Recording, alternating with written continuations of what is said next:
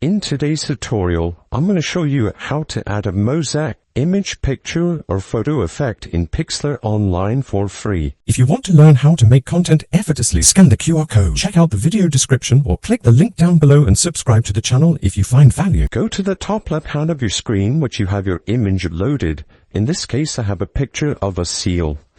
And click the fifth option, which says Effect, which is below Filter and above Adjust. And then scroll down until you can see and locate Artsy.